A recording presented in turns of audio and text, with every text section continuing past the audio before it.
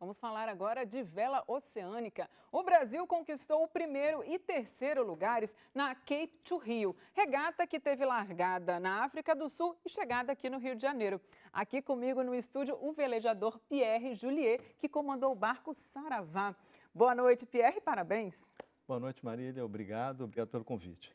Pois é, Pierre, conta para mim, antes de falar dessa experiência toda, um pouco dessa regata. É uma regata muito tradicional, existe desde 1971, certo? Certo, ela já teve várias edições, é uma regata entre a Cape Town e a cidade do Rio de Janeiro, e é uma regata única, porque fora a volta ao mundo, é a única regata de oceano que é transoceânica, né, que atravessa de um continente ao outro.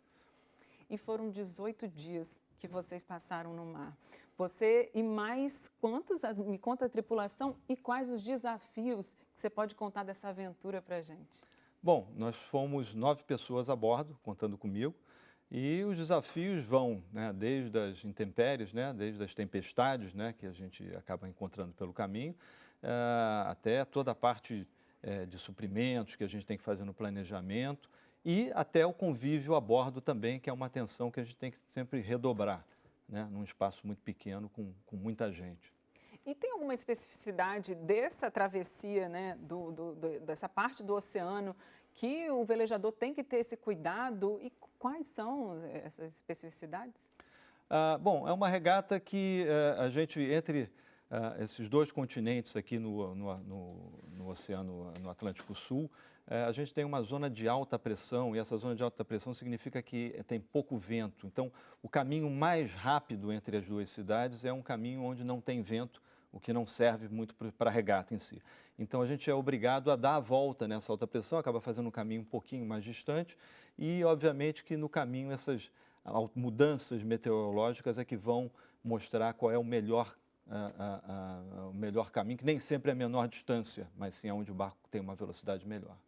Você estava até comentando comigo que essa é uma das regatas que mantiveram o espírito de aventura, porque hoje a tecnologia substituiu um pouco isso. Explica isso para todo mundo. Muito rapidamente, quando a gente era mais novo, não tinha esse negócio de GPS, né, não tinha essas previsões meteorológicas tão completas como hoje em dia. Então, qualquer regata que fosse uma regata oceânica, mesmo pequena, aqui na costa do Brasil, a gente, de certa forma, a gente não tinha muito conhecimento do que poderia acontecer.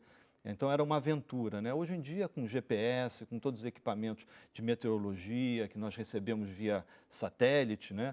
Essa aventura ela foi muito reduzida, mas quando você faz uma travessia oceânica, que é uma distância muito grande, por muito tempo, né, as surpresas elas continuam a acontecer. Então, eu diria que essa travessia longa, ela ainda é uma grande aventura. Que legal. E vocês venceram em terceiro lugar na categoria monocascos. Monocascos. O que isso, traduz isso para a gente? Bom, monocasco é o barco de um casco só, né? Hoje em dia, nessas grandes competições internacionais, você tem os monocascos, que são os barcos tradicionais com apenas um casco, e os multicascos, que são os catamarãs e os trimarãs, que são muito mais leves e muito mais velozes. Então, eles competem numa categoria à parte. Rapidamente, Pierre, qual a estratégia que vocês utilizaram? Porque vocês deixaram para trás vários países também, vários barcos. Na realidade, a nossa ideia inicial era sempre ter a segurança, não só da tripulação, mas também do barco, e fazer uma travessia tranquila. Ao longo do caminho, nós percebemos que as escolhas que nós fizemos, dos caminhos que a gente escolheu, por causa dessas mudanças meteorológicas, foram escolhas muito bem feitas, nos colocaram em posições vantajosas em relação ao resto da flotilha e a tripulação trabalhou muito bem. Então, o barco é um barco veloz, respondeu muito bem e nós estivemos disputando as primeiras colocações, desde o quarto ou quinto dia a gente já estava disputando as primeiras colocações. Tá certo. Eu agradeço a sua participação e parabéns mais uma vez. Lembrando que o primeiro lugar ficou com o Brasil, o segundo Angola e terceiro com vocês, não é isso? Na realidade, o segundo lugar foi de Cape Town mesmo.